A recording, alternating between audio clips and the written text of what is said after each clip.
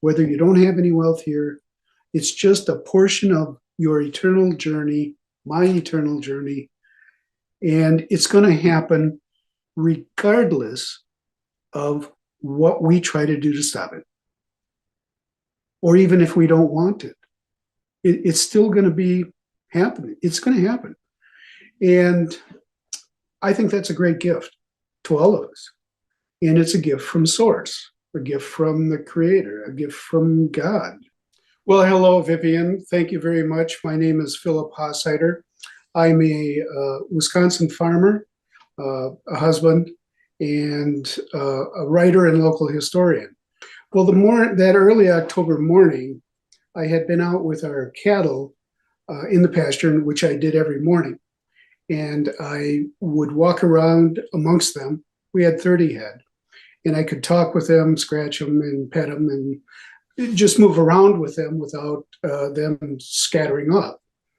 Well, that morning was unusual because I got within about 300 yards of them, and one of them jumped up, looked at me, and took off running to the middle of the field. Well, the others jumped up from lying down, looked at me, and they took off too. Now, that never had happened. And I had concluded that there was nobody injured and there was nothing I had to do with the cattle. So I just kind of shrugged my shoulders and scratched my head, wondering what that was all about, but just then left the field and went to the house and drove into our local hospital's fitness center. I had changed in the locker room, went upstairs, greeted the staff, and warmed up, and started stretching before I went to the arm curl machine. And I did about 15, 20 arm curls, and I stood up, and I looked down at both of my forearms because they were tingling. Like you have when you lie on your arm and you get up and it's falling asleep. But both of my forearms were like that. And I thought, well, this is really strange. And that's the last thing I remember for 8 hours because I collapsed right next to the machine. Now, I have to explain that what I'm going to tell you about the physical aspects of it, the rescue that I had with the local EMTs, and that was all related to me after about 4 months afterwards, when I went and interviewed each one of them because I was trying to understand what had happened. But my collapse was instantaneous. I don't even remember it.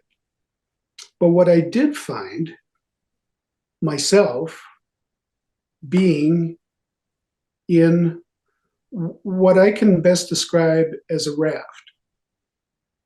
Now, I really worked over a year after this happened. I had started trying to understand the whole situation. And so what I describe is the best approximation I can give of what I experienced in another dimension put into human words and vocabulary. Because I was in a dimension that used no language, no vocabulary. Every bit of information and knowledge that was transferred was energetically. I found myself in what I can only describe as a raft, a small raft, and I was floating on waves. But these weren't water waves, these were energetic waves. And they were coming at me, and it was just really drawing into me. And I was surprised because they passed through me and kept going. But the energy waves continually kept coming. And I thought, well, this is really interesting. It was at that point I realized I was not in the exercise room anymore, but I had no idea where I was yet. So the more I sat there and floated on this wave, I mean, it was just overwhelmingly warm love. That's all I could feel was love. It was something that I hadn't felt here because it invaded every portion of me sitting there. And the best I can describe what I felt myself as would be a hologram, where it's like an outline form of all of my parts. And I remember looking at my hands, and they weren't hands like these, but they were in the shape of the hands and fingers, but with energetic threads holding everything together. Uh, so when I realized that, this isn't quite where I was before, I started to look around, and I saw, I realized I was in this big theater, this big open, well, what we would call an open air theater. But there was no sky, there were no stars, there was color in the sense that it was not black. Okay, I didn't have color like reds and whites and all that sort of thing, but um, and the edge of this seemed to keep expanding as far as I could see. And I finally looked up to see what was ahead of me. And all I can describe it as a golden, reddish orange, gold, light being, a globe, if you will. Uh, it was like a sun, but a million suns put together. It was that bright and that warm, but yet I could actually reach out and touch it and not get absorbed by it. And it was pulsing, and it was sending out all of these energetic waves that were part of it was coming through me. And the closer I looked at it, I saw little sparks keep coming, flying out of it and going off into the distance.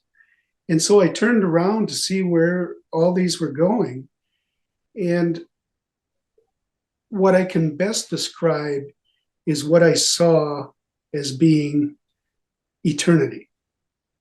And it was interesting because the farther I looked, the clearer it became. But it just kept going and going and going. And the more I looked, the more it was drawing back into me. But it was still expanding. So I saw these little sparks coming, and they were shooting off into all different directions. It was then that I noticed okay, I'm going to describe it this way. If you take our universe, everything we know about our present universe, and you compress it down to a single sheet of paper, that size.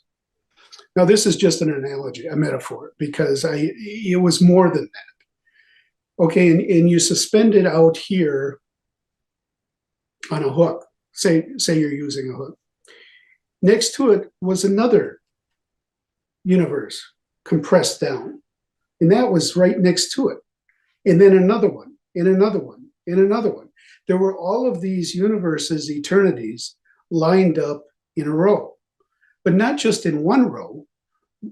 In what we refer to here as up and down, they were lined up that way too. They rose and they lowered and they expanded left and right in our terminology.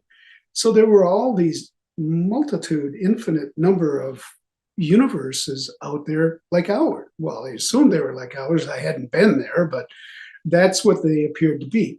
Now, each one of these universes or thin sheets were connected by, we would call it an umbilical cord, but it was an energetic thread that reached back to this gigantic globe, this gigantic sun. And I realized that what I was seeing was what I would call the source of all creation, the divine creator, uh, God, if you will, or whatever term a person wants to use for an ultimate eternal knowledge, is what I saw. I mean, to me, I'm going to use the word God because it makes it easier just to not have to use multiple terms. But it would be what I saw. And I was seeing all of this energy being pulsed into these infinite universes. So it was magnificent. I mean, it was something to behold, to see that. And all this time that I was there are people back at the fitness center trying to revive me and pull me back from this. Now, at this point, I had no idea that I had even died. I mean, this just felt so warm and welcoming. Like I had been here before. I had been here forever. I will stay here. It was just it's something beyond the human terminology of how good it felt, and the feeling was pure love. That's what it was. And here I was, not asking for it, but I was experiencing it. I've been asked before by a couple of people how long I felt I was there. Well, the medical records that I got later showed that it took them over 6 minutes to restart my heart. And so the amount of time I felt I was in this eternal dimension was centuries. I mean, if I could give you a feeling, that's what it felt like. It just no time whatsoever. It just seemed like a very, very, very long time. And yet to come realize later that it was only 6 minutes of what we call our time, it just gave me the realization that time and space have no real relevance except how we use it as a demarcation for us to navigate our lives here in this dimension. My life has changed because I see things completely differently now. What used to be important to me before is less so. I mean, my family still is, no doubt about that. The things that I, thought were important, like the stuff I collected, material stuff really doesn't have the same resonance to me now as before. So I've been able to let go of a lot of stuff and baggage from my past. I still enjoy living on a farm. I still enjoy working out in the field. Like I said, I still enjoy my family and my friends. But things that, monetary things, although I, still have to pay bills, I still work because I'm not giving, just because I had a nice, wonderful NDE, I'm not given a free pass. I still have to, fit in with society and, make a living. So from that aspect, I'm more patient, I think is probably the best way to put it. We're dealing with energies that are not of the highest good for everyone. Am I going to criticize them for having great wealth? No, only if they refuse to share it. I think one who acquires great wealth should also have an obligation to help those who don't. Now, I'm not calling for, an equaling of incomes, but they won't take it with them anyway. I mean, it's a fallacy. It's an illusion to believe that you're going to take all of your wealth with you, because you're not. I certainly didn't take anything with me, and I felt better for it because there was, nothing I had to do in that eternal dimension. I could just be. I could just exist. And that was what it's going to be for everyone. our soul, our internal essence, our spark of life, whatever it is you want to call it. We come here to learn. And this is a dimension to learn lessons that our soul will take with us when we leave again. We aren't here to be punished by any means, as I understand it. We're here to learn and take lessons from it. Now, if we receive what we perceive or term punishment, then that may be something that our soul has decided we want to experience.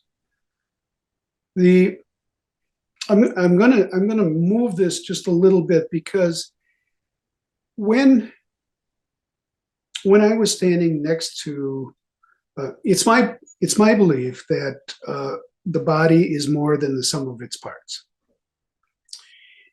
By that I mean, when I was standing next to the arm curl machine, I had the same body as the body that was lying on the floor dead, where they were trying to revive for 6 minutes. But one thing was missing. And the part that was missing was me being in that eternal dimension. I was the soul that left that body. And when they got my heart restarted again, I came back to that body. So part of the learning process that our soul goes through is these experiences that we have here. Now, I've likened it to, I'll use another metaphor. In 1951, I took the off-ramp from the eternal dimension, and I came down into this lower energetic dimension. I was born of my parents. I grew up with them. I've lived here now a little over 72 years. And when my body uses up its fuel, which it will, just like everyone else, I'm going to get my spirit, my soul is going to get back on that on-ramp to the eternal dimension, and I'm going to go on and have another experience somewhere else. Do I know where that is? No, not yet, but I will find it in time. And I think that it is the same with everyone. So the things I learn here, what we would term good, bad, great wealth, less great wealth, poverty, whatever, hard times, good times, our family, we're going to take all that experience back with us, because that eternal dimension is all knowledge and information. So what little bit I learn here is a minute amount of what is in the vastness of this eternal dimension. But I'm going to take this with me where I go next. And it's just the process of what the soul is going to go through. But the really good thing about it is that after this physical life, we're not going to disappear. Our DNA, our soul is going to go to the next one, and maybe we'll be reformed in maybe a similar body in another dimension, and in all those dimensions I saw. And we're going to have an eternal time to do that, to go to eternal number of dimensions. So this is just a small aspect of what we're doing in our soul's journey. Now, I can't say what another soul is going to do, and I'm not sure I can explain what I'm going to do when I leave here, because that hasn't been revealed to me yet. But it will. It's going to happen for all of us, whether you have great wealth here, whether you don't have any wealth here. It's just a portion of your eternal journey, my eternal journey, and it's going to happen regardless of what we try to do to stop it, or even if we don't want it. It's still going to be happening. It's going to happen. And I think that's a great gift to all of us. And it's a gift from Source, a gift from the Creator, a gift from God. And whether we regret things here or not, I think is not the question. The question is, how can we learn while we're here to do the most good, which I think is an admirable thing. Some prefer to do the most harm, and that is not something we term as admirable, but that's their choice. So it's a journey we're all still on. We've been on it for forever, and we will keep going on forever if we can. The interesting thing about the human mind in this dimension is that we're programmed for beginnings and endings. And so it's hard for a lot of people to understand that, well, okay, I was born and I'm going to die, and that's it. Well, that's not what I saw, and that's not what I experienced. Because if I hadn't experienced, or if I hadn't believed that what I experienced was real, then how could I possibly have explained it while I was on the floor, non-functional? So it's like pulling it back through time and space. That's why I believe we can move between these dimensions, because how could I be there but still come back here and know what I had seen? That I'm not asking people to, to believe everything I say. That's because I know what I believe, and that's good enough for me. But I would like anyone who hears this to open their hands to what I consider thinking about impossible possibilities. That how could this be true? Well, why can't it be true? And think that through. And I think that would be helpful to a lot of people. Thank you for your patience, your time, your interest. And my book is 6 Minutes in Eternity, published by lisahagenbooks.com. Whether or not you buy the book is not as big of a deal to me as understanding what I said, in that my message is of hope.